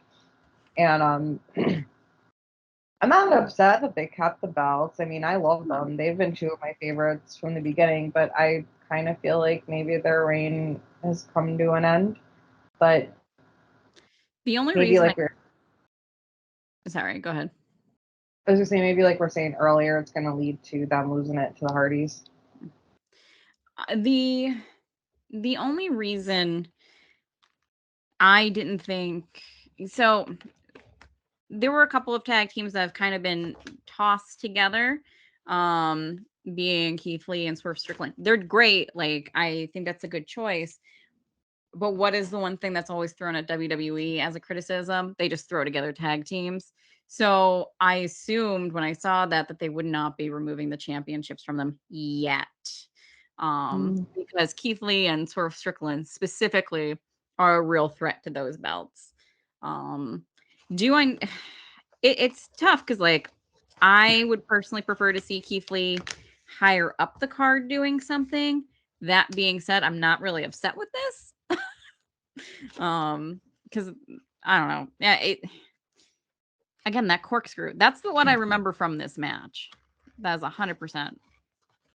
See, I don't think of it with WWE. If you're put in the tag division, it kind of seems like a demotion that you're not high up on the card.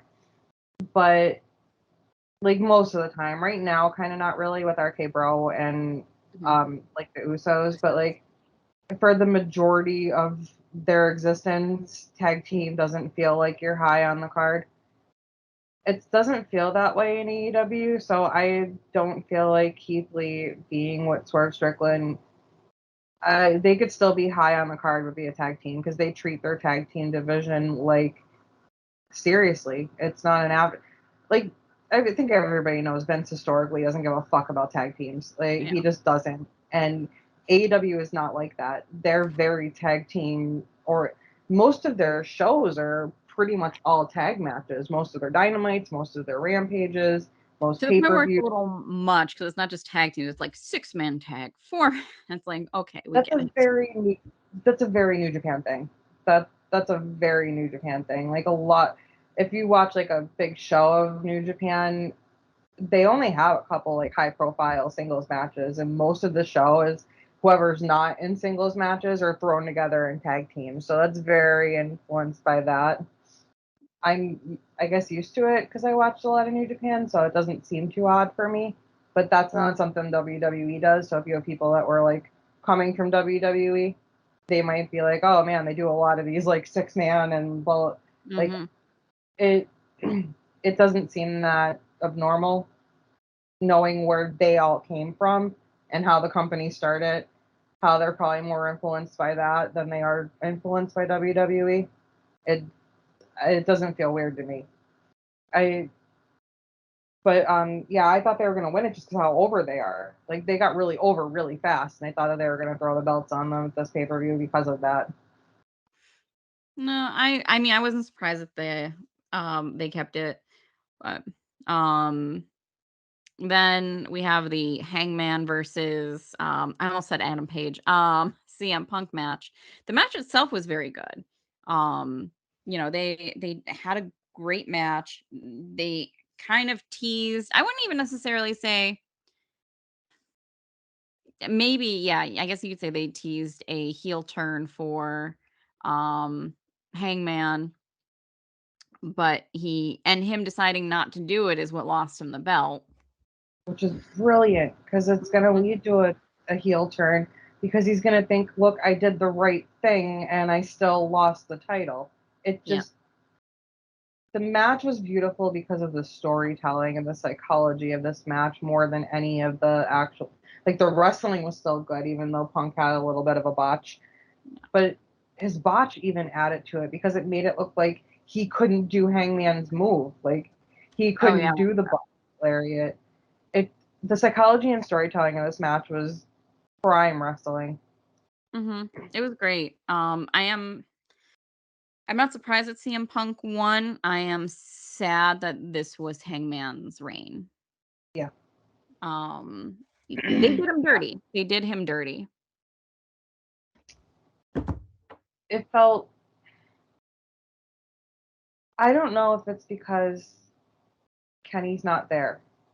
I don't know if he was supposed to play more into what Hangman's reign would have been since he was such a major part of the whole story going forward. I Mhm. don't We don't know what would have happened with he might have been. Maybe they had long because it seems like they plan out shit very long term in this company. Like you could tell from like Wardlow and MJF and Mhm. from like the whole Bullet Club Undisputed Elite type thing and like Hangman and Kenny and Hangman and the Bucks and just there might have been other things that were planned that injury and surgeries might have shit we have to change this up. We have to it, it was just it wasn't what I thought his reign was going to be. I It was 3 years of it was almost 3 years of build, 2.5 years of build, and I just wanted so much more and some longer. I wanted him to have it for at least 9 months. Like give him at least almost a year.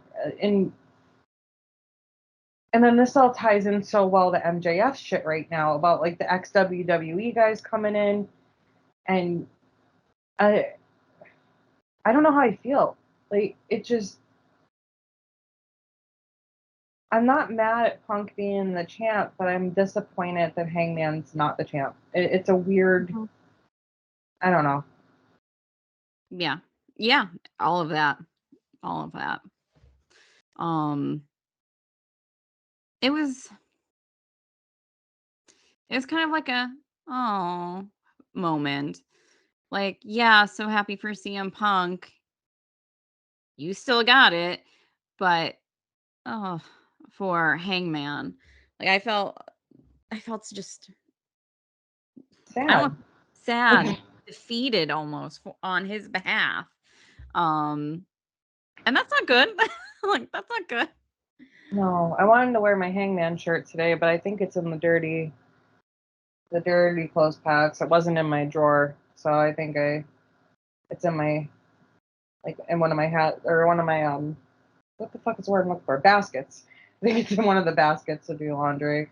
I wanted to wear it today in honor of my boy, of my anxious millennial cowboy, but I wore the Okada one instead. That's apparently who he's fighting, so kind Mhm. of tied together. Yeah. Yeah, I'm wearing a Robert Roode one, but it was because it was the top one in my drawer. there you go. I I don't know. I'm just bummed. Like I feel bad for him. Mhm. I keep telling myself that this isn't the end. This is probably not his last title reign. The company's new. It doesn't look like it's going anywhere. There was all those execs there last night from Warner Brothers and like Discovery or whatever. As I MJF told everyone. Yeah, as MJF called Tony Khan a fucking mark. Though. um, That was another way that you knew it like I is AEW also on a delay? I think every live show has to be on at least like a 7 or 5 or second delay. Because even when you were at SmackDown that night, Well, we know you were mess- WWE is. I think all live television is at this point. I think it has to be. Um, or I think they start. I don't know. I'm pretty sure that I don't know if it has to be, but I think most people do it just in case something happens. But Mhm. yeah, they definitely are because there's been other times that something was bleeped out that Mhm.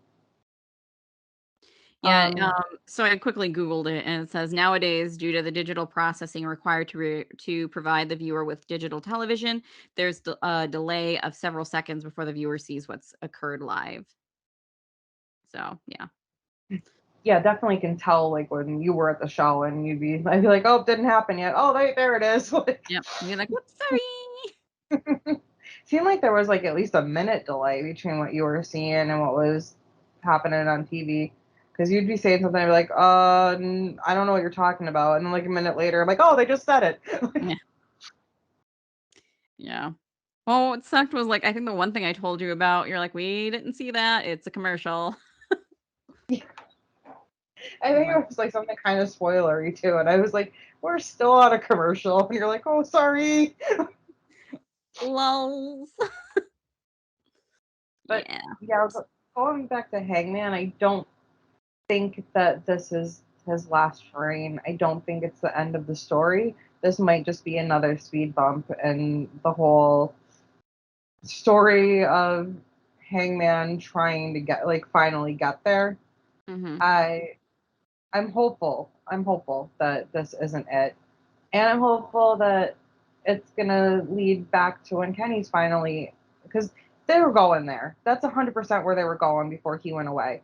Is because you think back when he won the belt and Matt gave him the little like Matt Jackson gave him like the little nod. They were going for a Bucks Kenny Hangman that whole thing. And Yeah. clearly against like Adam Cole and Bobby Fish and Kyle O'Reilly. And Jay White. They threw Jay White in too to make it kind of 4-on-4. Yeah. So it's not over for him. There's With, and hopefully I love when you said, like, when Kenny went away, you made it sound like he went to, like, a mental institution. "Oh, when your Uncle Kenny went away."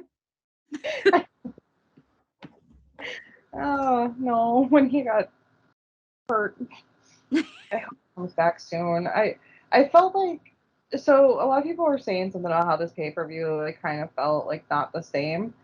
And I was thinking this is the first Double or Nothing that we didn't have like a major Kenny or a major Cody match, and I Mhm. think it was really well, last year's Cody match was the start of the downfall of him. It was with that a go go, and that build up was just atrocious. That's when people started turning on Cody. Yeah. Um, did you hear the news about like Kenny Omega will never be 100% again? No. Yeah. He's basically said like no matter how much he trains or what he does, he's never going to be where he was before. Bad. Because Yeah. he's not like he's old. We're the same age. I think he worked injured maybe for too long. Like they got so many injuries, got so bad. Plus, that damn vertigo that he's been wrestling with for forever, which I don't know how he did that. I had it once because of like an ear infection, and I could do nothing, let alone Yeah. like flip around, fly on airplanes. Like his life had to be agony. Yeah. Poor man. I hope he recovers soon, and I just can't wait to see him back. Like, I also heard that so he had been backstage a few times at things, but that actually did him more harm than good. It set his recovery back, so we won't be seeing him backstage. Not that we saw him before, but we won't be hearing of him backstage for a while. I wish that like at least we get like a BTE thing. Like we haven't in a while. At least like something. Like Right? Like the I Bucks go visit Kenny. was like They're even there when bringing him soup. like even when Hangman was like in the beginning of COVID when he wasn't going because I think his wife was pregnant at the time, Yeah, so he didn't want to be exposed, which obviously that was a good call. yeah, Um, Even he still did stuff on BTE. And when he ran away from home and was like living in the wilderness and afraid to be in society, like they played it up that like the him ancient becoming a one. recluse was kind of like the but I I don't know. I could feel his presence like really like I could feel it. Like it does a big pay-per-view like that. Like I really felt the loss of him not there cuz this is the first one, isn't it? The first. Yeah, it's got to be because there's one in the winter, one in the spring. There'll be one end of summer, one of fall. Yeah, Yeah, this is the first AEW pay per view that he hasn't been on, and it definitely felt like it. yeah, yeah. It did. I mean, overall, again, the pay per view was good. A little too long, but good. Um, Wasn't it'll their be best, wasn't their worst. I put it like right in the middle. It was yeah. solid. It was solid. Some matches could have been moved around. Yeah, or removed from the card entirely. Don't say that to any owners of the company, or they'll go off on a rage that goes 97 different places for 2 hours. See, you just Ooh. gotta spritz him with some water when he does that, like a cat. The funniest was here. So we were watching the radio show, The Wrestling Observer Live, I think yesterday. And I think it was Alvarez's first day back on the show. And he was like, "Did you see that media scrum after?" And he goes, "I was there." And the face that he made, I was like, "Oh my God, that's the face of a man that has seen some shit." Like, he was just like, "I was there. God help me, I could smell the pixie sticks from where I was. man." I knew he was there because I heard him ask a couple questions. Mhm. Like, I was like, "Oh, Alvarez is there," and that Denise Salcedo was there too.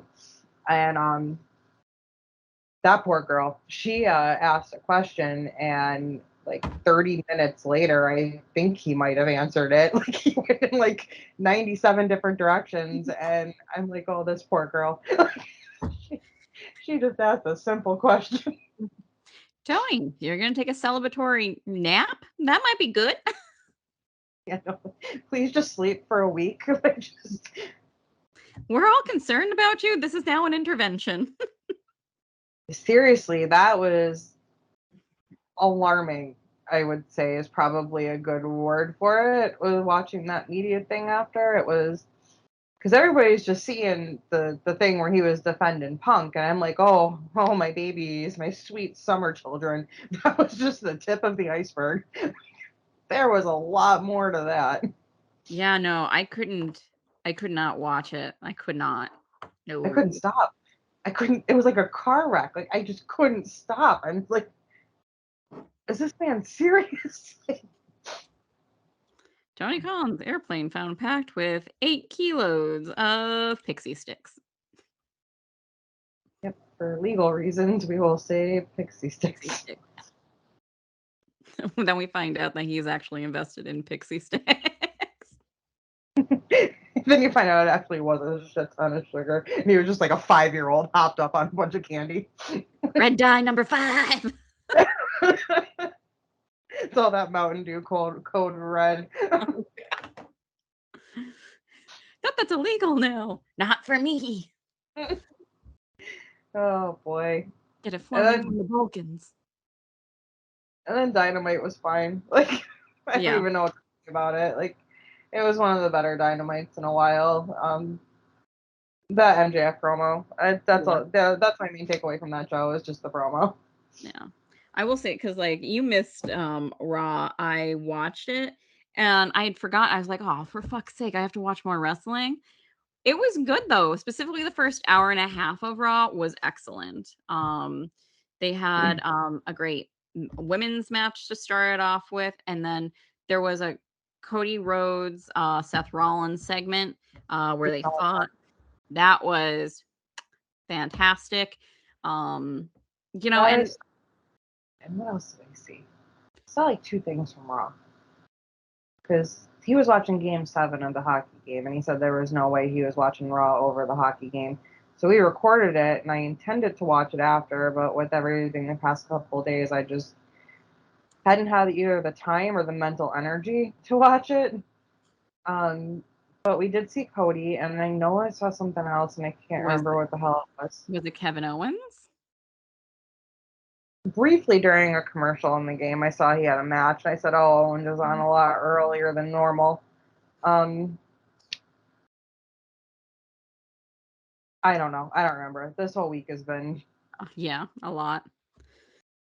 But uh yeah, there was a lot in wrestling as well, and there's more to come because Hell in the Cell is this week.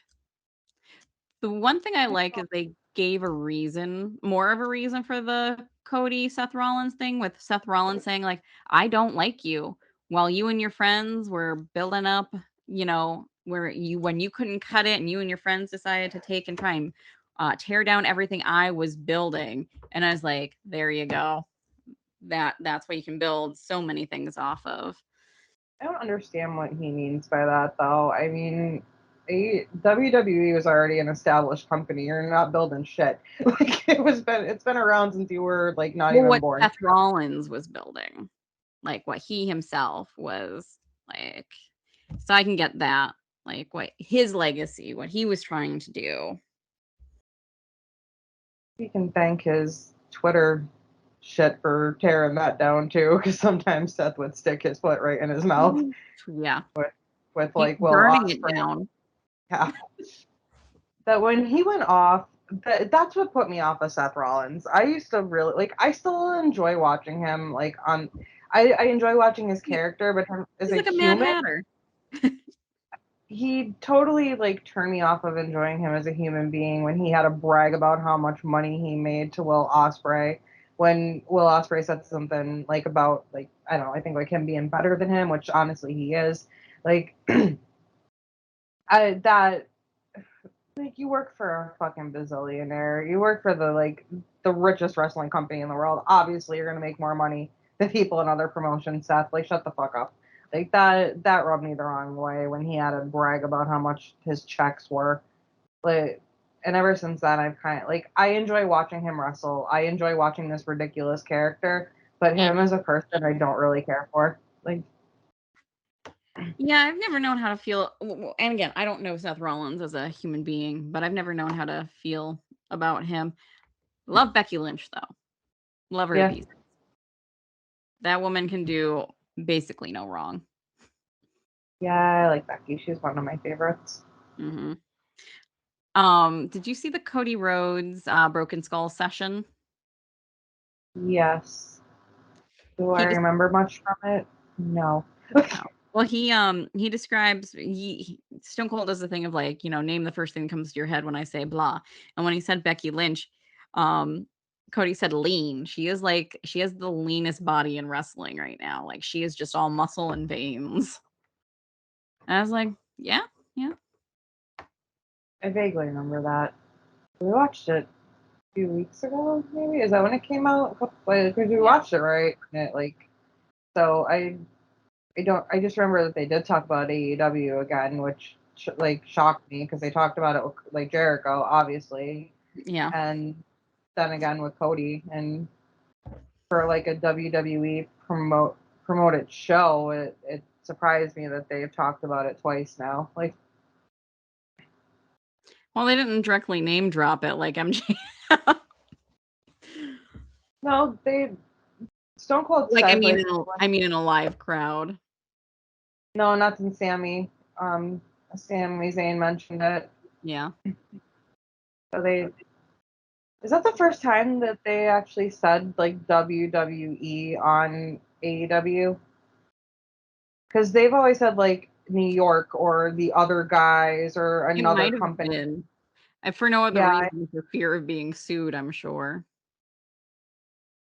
which I don't. I mean, how could they? WWE flat out said AEW like when they first became a thing. When Sammy's like, "Oh, maybe you thought I'd talk about AEW," and the whole Yeah. crowd was like, "Woo!" Whether or not they do it versus the fear of them doing it. But I mean, Yeah, now that AEW has more money under them, they might be less worried. yeah. 'Cause I Whereas don't being remember sued in the early days could really fuck them over. I mean, they have said it on like said WWE on BTE many Yeah. times, even before. I mean, one of the characters on BTE was the WWE Stooge, like back before AEW was announced. But yeah, I don't think when he said it, it kind of like was jarring to me because I'm like, I don't remember anybody ever actually saying the word like or the Yeah. letters like. Yeah. Isn't that the thing? WWE. They're letters. Now it's a word. Yeah, Same thing with right. AEW. That was a his delivery seemed so sincere and like just God, he did such an awesome job on that. He made you really believe that that was real, and we all know it wasn't, but a lot of it probably came from a real place. I mean, what he said is also very true. Like, he doesn't have to run MJF. That's in case anyone's lost now. Oh yeah, The one person that might still be listening at this point. That he doesn't have to do a bunch of bullshit to get you there. He makes you believe, and he is right. Like he does not have to get into the ring all the time to wrestle. He is a special boy. I liked him very early on. Like when Hmm. so did you watch the LBTs with him when before AEW was around when he pretended to kiss Cody's ass, but then like he would like basically tell like the Young Bucks and everyone else like fuck you, I don't like you, and like same thing to Brandy, and then Cody come Brandy, back yeah, up, and then yeah. you come back and be like like oh my. From then like I'm like this kid's gonna be fucking good, like this kid's gonna be fun, and then I saw that he can wrestle on top of it, and I'm like just throw the money at him. Just give him whatever he wants. Don't let him go. Because then Mhm. he's gonna be what was it, Jacob Maxwell or whatever? Oh Or yeah, like sure. So MJ, can you imagine like having to grow up with him if he was like your sibling or your child? Like, what do you do as a parent if that's your child? Because I mean, he just like popped out of the womb and was acting a fool. Like, did you ever see him on the Rosie O'Donnell show? Did you ever see that yeah, clip? Oh my yep. god, he was so cute. Do you want me to sing? He was adorable. Mm-hmm. I, I mean, obviously he got it from his parents. You see the signs that his mom brings to the show, like this son of a bitch didn't even wish me a happy Mother's Day, and like Mm-hmm. Yep. Oh yeah. And I think it's very sweet because he has a very like tight knit family as well. And he didn't come from a family that watched wrestling at all. Like his uncle watched it, and that's how he caught it. I can't remember, but he was doing some sort of interview, and he said Like, he used to show up at, like, the dinner table and, like, naked and things like that, like, just to get a rise out of people. And I was like, his sisters had to be, like, horrified. Yeah, that what a little shit of a brother he probably was. Like, I can only imagine. Mhm. Yep. Um, yeah. Hilarious. I definitely know what it's like to have little shits of brothers, and I I empathize. Mhm. Yeah. I'm the youngest, so I got nothing on that. Not me. My life was ruined by them. No, I had a I'm just gonna glorious cut 4 years. that part and send it to them. Oh, I tell them that all the time. I'm like, I had a wonderful, perfect 4 years of life until you people came along for like next month, Damn twins. right? Two at once. Went from being an only child to sibling to two other kids. And I'm sure, like, babies, you're probably like, "Why won't these little," like, one of them was probably always crying. That's exactly how it happened. That one would be screaming and the other one would be quiet, and then one would stop and the other one would start. And oh God, they were. I didn't like them until they finally became human beings when they were like around 12 or 13. Because before that, they were just little like Shits. balls of energy and noise that would constantly just jump around and yell and laugh and scream, and more noise and more jumping and more yelling and stealing my toys and running out and running and yelling. And like, I don't like these two. Please take them back to wherever they came from. Like, Can we trade these in?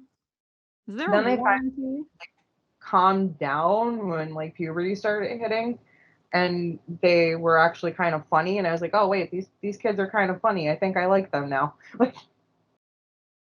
But for 12 years, no, I hated them. They'd like even look into my room if my door is open. I would be like, get out. I wonder if Like, this is how my siblings felt about me. We didn't live together, so it probably wasn't as bad, but I know, like, my sister Jeannie, who is 13 years older than me. Yeah. I used to follow her around everywhere. Like, some of my first memories are just like following her. So I'm sure she has similar feelings. it might be different because the age gap. Like you were probably like, oh, cute little baby, and we were only 4 years apart. So it was like these little fucking like crusty monsters that were just in my shit all the time, and I wasn't old enough to get it. Like, I'm only 4 and 5 years old, and here's these like little snot monsters, and Yeah. I mean, after I was born, my sister did make my mother a card because my mother was her stepmother, saying that the baby is nice. aw, that's cute. Yeah. I misread it the first time I looked at it though. This was a few years ago, and I thought it said your body is nice. And I was just like, well, I'm sure she appreciated that after having a baby. And then I saw the little, like, the line on the A, and I was like, Like, oh, that's a nice way to cheer someone up after having a baby. your body's nice. You look fantastic. Yeah. Which, by the way, men, don't do that unless that's your wife. Yeah. Or maybe your sister. Maybe you're just like, hey, body's bouncing back. Oh no, even if you don't, if you have a sister and your brother, please don't like ever talk about their body because it's just fucking I awkward. I feel like a gay brother could get away with it easily. I don't know, man. I'd still not.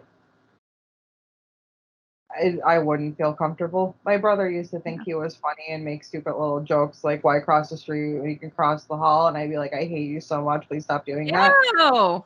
Yeah, they do that shit to make me uncomfortable in front of their Yeah. friends. Yep, all the time. And let me tell you, not fun. Not fun. No. No. Because I knew Yeah. I hated it, obviously, because I'm a normal, rational, fucking human being. And their goal in life was to always make me as uncomfortable as possible because they're my brothers and little siblings do that shit. So, Yeah. yeah, that was always fun. Don't ever talk about your sister's body. Don't do it. I was so confused. Like, so when you said that, I was like, what would you be crossing the street for? My first thought was ice cream.